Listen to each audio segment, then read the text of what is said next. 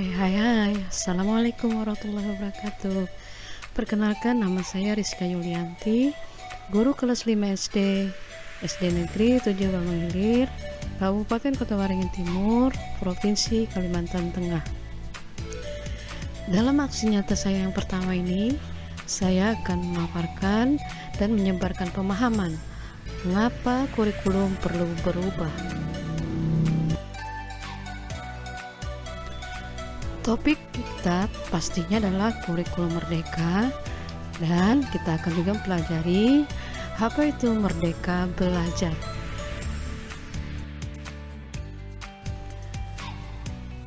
Ada dua pelatihan yang sudah saya ikuti. Yang pertama adalah makna kurikulum dalam pendidikan, tentunya tentang kurikulum serta kaitannya dalam pembelajaran.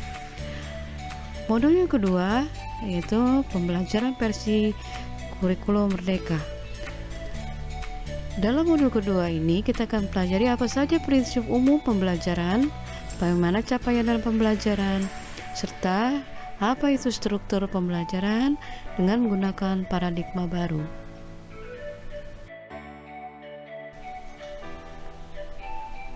Modul pelatihan 1, makna kurikulum dalam pendidikan. Isinya mengenai tentang kurikulum dan kurikulum dalam pembelajaran.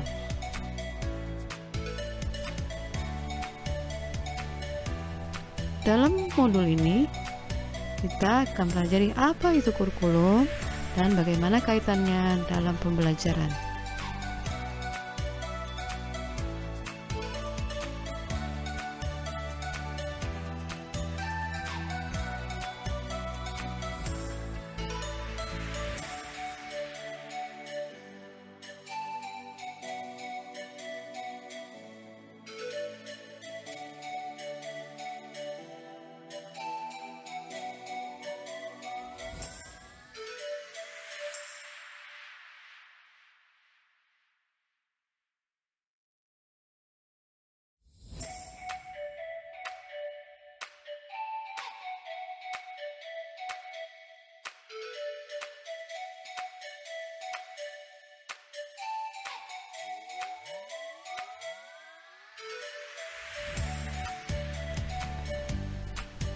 Makna kurikulum menurut para ahli.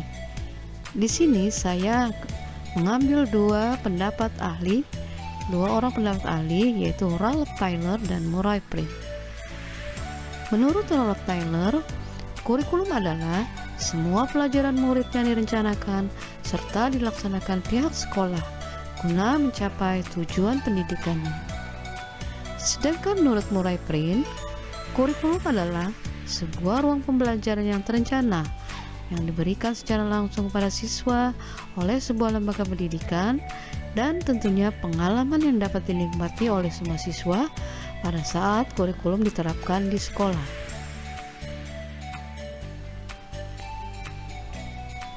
Apakah hubungan antara pendidikan dan kurikulum? Tentu saja, pendidikan dan kurikulum mempunyai hubungan yang sangat erat. Hubungan antara pendidikan dan kurikulum sangat erat kaitannya, dan keduanya berfungsi untuk saling menyempurnakan. Misalnya, kurikulum adalah fondasi pendidikan, sedangkan kurikulum adalah menonjolkan kualitas suatu pendidikan. Kurikulum berdasarkan semua pengalaman dan semua materi pembelajaran, sedangkan pendidikan berdasarkan transfer ilmu, keterampilan, tingkat pengetahuan dari satu generasi ke generasi lain. Kurikulum terdiri dari beberapa rantai kegiatan yang berkesinambungan yang diperlukan untuk menerjemahkan tujuan pendidikan ke dalam setiap kegiatan yang konkret, materi pembelajaran, dan bagaimana perubahan perilaku yang bisa diamati. Bagaimana seandainya jika pendidikan kita tidak ada kurikulum?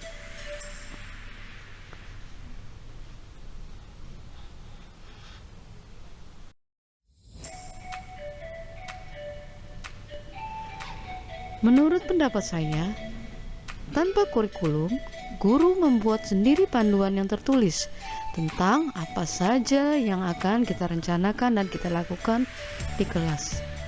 Yang jelas, guru akan menghabiskan banyak waktu hanya untuk membuat perencanaan apa yang akan dan ingin dilakukan di kelas. Tanpa kurikulum, guru memiliki sedikit peluang untuk mempengaruhi kehidupan siswa secara efektif.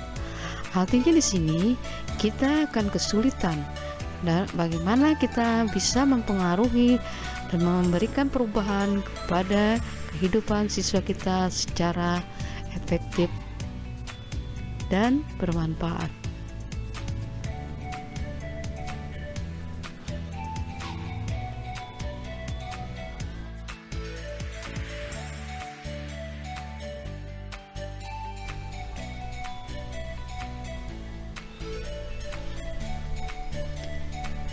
Perubahan kurikulum.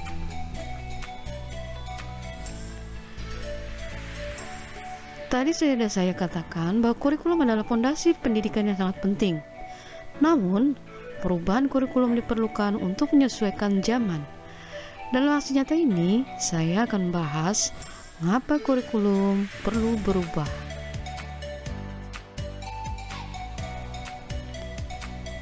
Apakah perlunya perubahan kurikulum?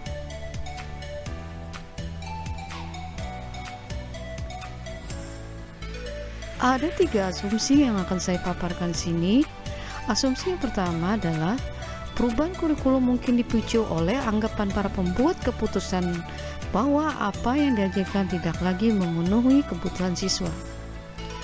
Asumsi yang kedua, kurikulum yang ada sudah dianggap lama dan sudah tidak relevan dengan perubahan zaman, sehingga banyak pihak yang memberikan rekomendasi agar kurikulum perlu dievaluasi dan ditinjau lagi. Asumsi yang ketiga, ketika pengetahuan baru tersedia, inovasi baru menggantikan inovasi lama, sehingga ada kebutuhan untuk memperbarui kurikulum. Misalnya, COVID telah memaksa beberapa perubahan dalam keperawatan, teknologi lab, dan kurikulum medis, sehingga berimbas juga kepada kurikulum pendidikan. Inovasi kurikulum terjadi ketika ada inovasi perubahan permainan global, terobosan baru, atau pengetahuan baru yang besar. Dari ketiga asumsi tersebut, saya membuat kesimpulan. Asumsi yang pertama, kesimpulannya adalah bahwa perubahan kurikulum gunanya untuk menjaga anak-anak untuk tetap terlibat dalam setiap pembelajaran. Kesimpulan yang kedua, bahwa kurikulum yang digunakan sudah usang atau lama, tidak sesuai lagi dengan perubahan zaman. Asumsi yang ketiga, kesimpulannya adalah bahwa dengan perubahan ilmu pengetahuan yang begitu cepat, maka kurikulum perlu adanya pembaharuan dan peremajaan.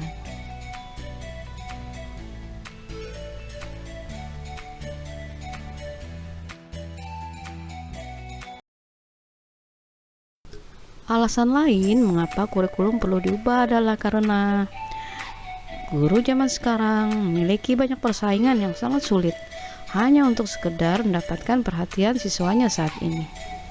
Sebenarnya peluang atau kesempatan yang dimiliki anak-anak itu sangatlah luar biasa. Banyak hal-hal yang mereka ingin tahu, mudah sekali dicari jawabannya.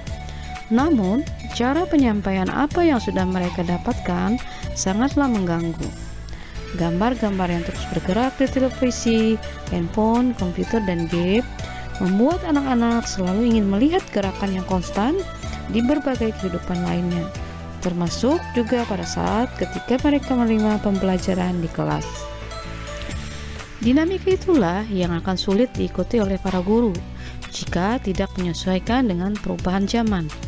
Tentunya kita sebagai guru akan kehilangan para pembelajar yang berkualitas. Oleh karena itu, konten pembelajaran harus dapat menarik perhatian siswa, sehingga mereka tidak mencari pergerakan dunia yang berubah begitu cepat. Dengan membuat konten pembelajaran yang menarik, bisa membuat mereka lebih perhatian pada pembelajaran dan menciptakan suasana kelas yang menyenangkan.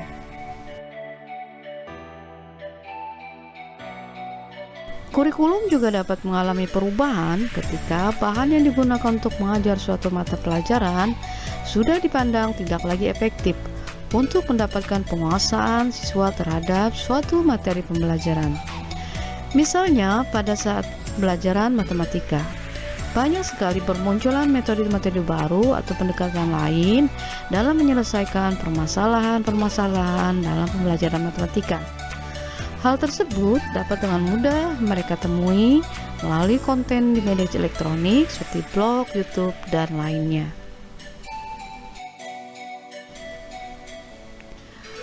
COVID-19. Apa kaitannya perubahan kurikulum dengan COVID-19? Dengan merebaknya pandemi COVID-19 yang melanda seluruh dunia, secara mendasar juga berdampak pada dunia pendidikan di Indonesia. Dan peserta didik telah mengalami ketertinggalan pembelajaran atau dalam bahasa asingnya learning loss. Dalam riset terkait learning loss tersebut, Bank Dunia menggunakan 3 skenario berdasarkan jumlah sekolah yang telah menggelar pembelajaran tatap muka atau PTM selama pandemi. Salah satunya adalah semakin kecil sekolah yang menggelar belajar tatap muka, maka angka learning loss akan semakin tinggi.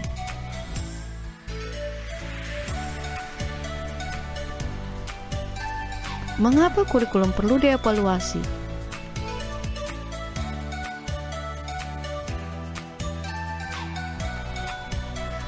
Tentunya suatu kurikulum harus dievaluasi secara periodik dan disesuaikan dengan perubahan zaman. Berbagai informasi dan pengalaman harus ditambahkan, dihapus atau disesuaikan untuk mencerminkan keyakinan atau temuan baru yang berlaku. Siswa berubah karena dampak media dalam kehidupan mereka. Sebagai pendidik, kita juga harus berubah atau kita akan kehilangan generasi pembelajar.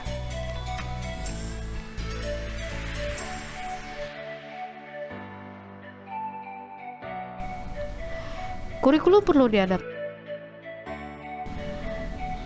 Mengapa kurikulum perlu diadaptasi?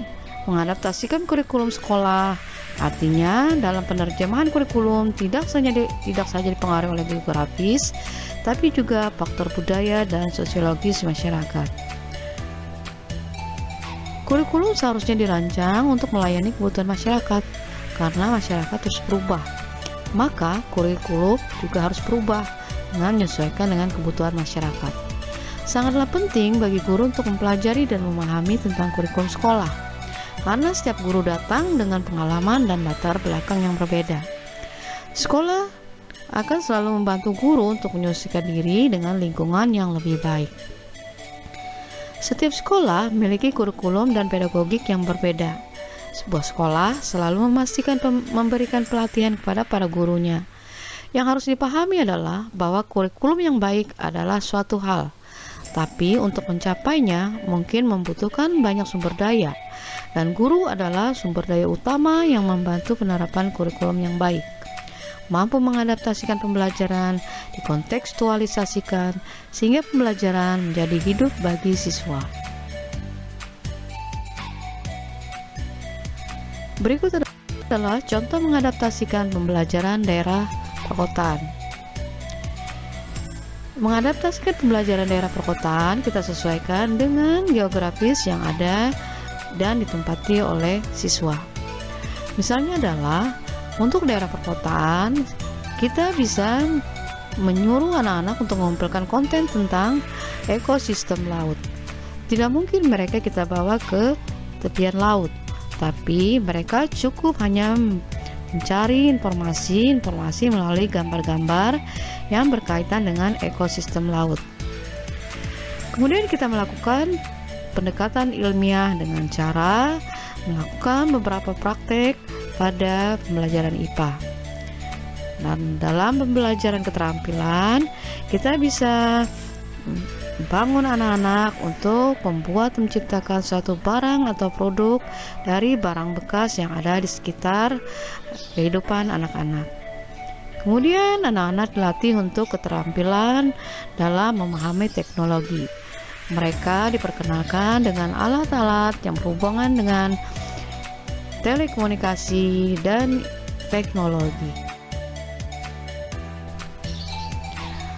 Apakah perlu bagi guru untuk mempelajari kurikulum?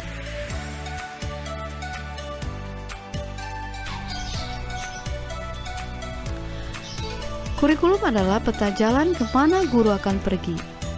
Kurikulum bisa berupa daftar sumber pembelajaran yang lebih rumit untuk digunakan, namun menjadi panduan cepat untuk instruksi pembelajaran. Tugas yang akan diberikan oleh guru kepada siswa untuk memastikan bahwa mereka telah mempelajari apa yang guru tetapkan untuk diajarkan pada mereka. Tanpa kurikulum, guru adalah kapal tanpa kemudi yang tidak memiliki tujuan terukur.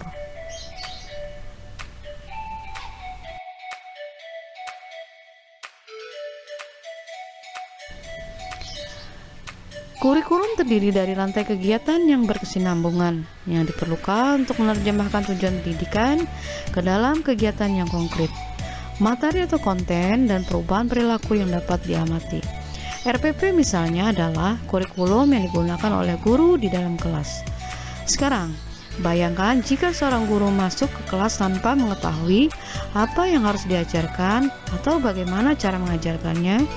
Itu akan menjadi bencana bagi guru, karena pada akhirnya siswa tidak akan belajar apapun selain fakta bahwa guru tersebut tampaknya bingung, dan guru akan mengalami stres mental yang tidak perlu akibat kurangnya perencanaan.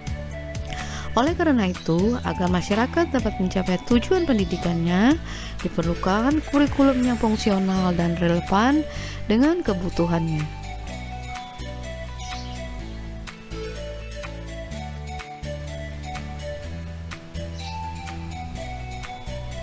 Modul 2.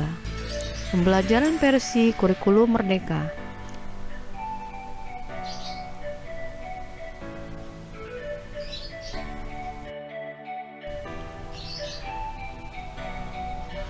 Ada 5 kerangka dasar kurikulum merdeka. Yang pertama, tujuan pendidikan nasional. Yang kedua, profil pelajar Pancasila. Yang ketiga, struktur kurikulum. Yang keempat, prinsip pembelajaran dan asesmen.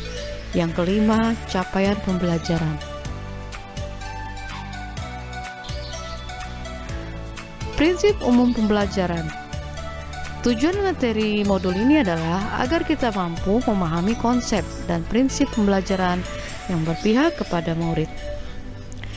Materi ini menjelaskan tentang prinsip-prinsip pembelajaran dengan menggunakan paradigma baru untuk membantu murid dalam mencapai kompetensinya. Pembelajaran dan asesmen merupakan bagian yang sebaiknya tidak dipisahkan, karena guru dan peserta didik perlu memahami kompetensi yang dituju, sehingga perencanaan, proses, dan evaluasi pembelajaran diupayakan guna mencapai kompetensi tersebut. Oleh karena itu, prinsip pembelajaran dapat dimaknai secara utuh bersamaan dengan prinsip asesmen. Pembelajaran dan asesmen merupakan suatu kesatuan siklus yang pada ujungnya membantu keberhasilan peserta didik di dalam kelas. Apa saja prinsip pembelajaran yang berpihak pada peserta didik? Ada 5 prinsip pembelajaran dengan paradigma baru yang diperankan satuan pendidikan dan guru untuk mendukung proses pembelajaran yang berkualitas. Mempertimbangkan kebutuhan capaian belajar peserta didik saat ini. Guru harus mempertimbangkan kebutuhan capaian belajar peserta didik guna mencapai tujuan pendidikan. Membangun kapasitas peserta didik menjadi pembelajar sepanjang hayat. Jadi anak-anak atau siswa kita dituntut atau diberi contoh bagaimana menjadi seorang pembelajar sepanjang hayat. Mendukung perkembangan kognitif dan karakter siswa. Guru mendukung perkembangan kognitif dan karakter siswa dengan berbagai kegiatan, praktek, dan keterampilan. Menyesuaikan konteks kehidupan peserta didik, di mana pembelajaran yang kita ajarkan atau kita berikan harus kita sesuaikan dengan konteks kehidupan peserta didik, mengarah pada masa depan yang berkelanjutan. Dengan konten yang sudah kita berikan, kita harus bisa memberikan apa saja yang bisa mereka lakukan sebagai dasar mereka untuk melanjutkan hal-hal yang akan mereka lakukan di masa depan. Kelima prinsip muncul sebagai respon atas perubahan yang terjadi begitu cepat pada dunia. Guru dan satuan pendidik ditantang untuk menciptakan pembelajaran yang mendukung beragamnya kebutuhan, bakat, minat, dan potensi peserta didik. Implementasi kurikulum di kelas melalui kegiatan P5. Pembelajaran di kelas menggunakan prinsip-prinsip kurikulum dapat memfasilitasi beragam kebutuhan siswa sesuai dengan bakat dan minatnya masing-masing.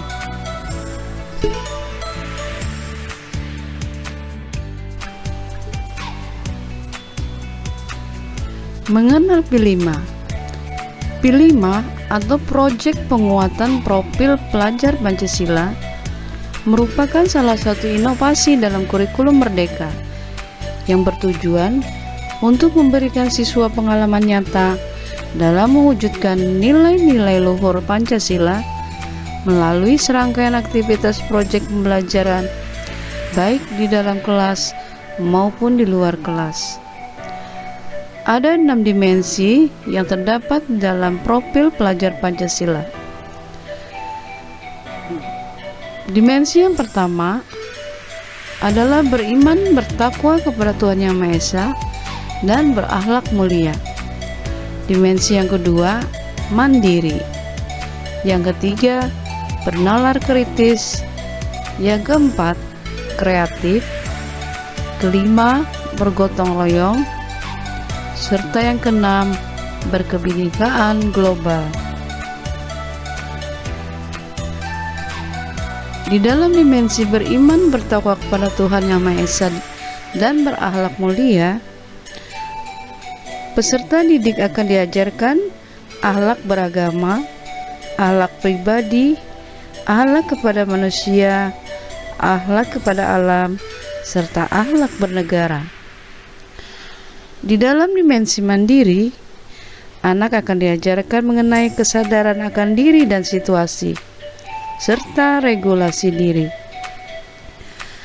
Dimensi yang ketiga, bernalar kritis.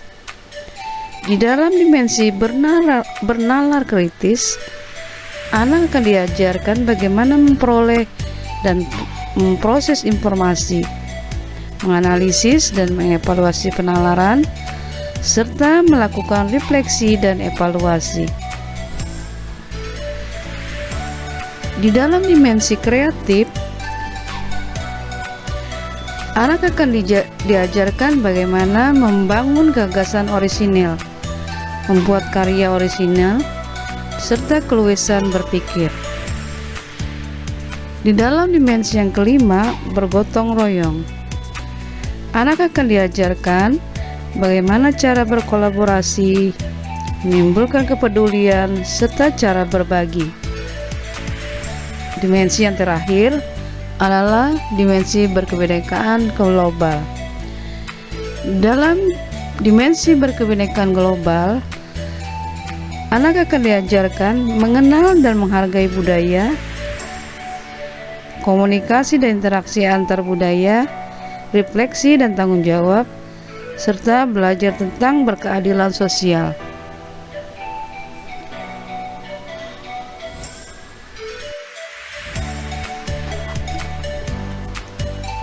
Sekarang saatnya kita merefleksi pemikiran Ki Hajar Dewantara. Ki Hajar Dewantara memberikan pemikirannya mengenai pembelajaran di luar kelas. Beliau mengatakan, perlulah anak-anak kita dekatkan hidupnya kepada peri kehidupan rakyat, agar supaya mereka tidak hanya memiliki pengetahuan saja tentang hidup, akan tetapi juga dapat mengalaminya sendiri, dan kemudian tidak hidup berpisahan dengan rakyatnya.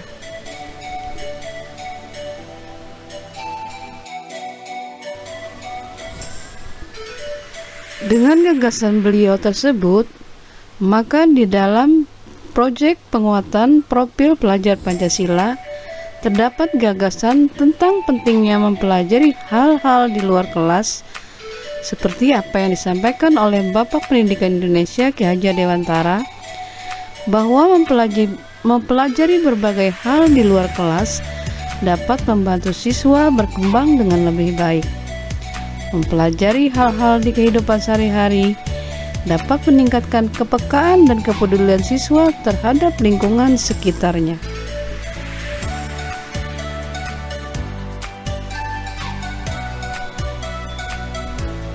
Dalam menjalankan tugasnya, guru harus mampu memberikan solusi sesuai dengan zaman sekarang di tengah model pendidikan yang berbeda.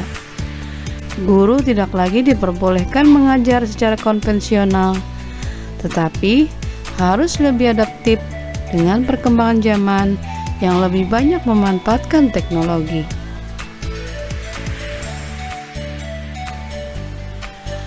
Dulu tugas guru lebih ditekankan sebagai sumber ilmu, namun saat ini ditambah satu tugas lagi, yaitu sebagai fasilitator dalam memfasilitasi siswa agar lebih optimal dalam mengembangkan potensi dirinya.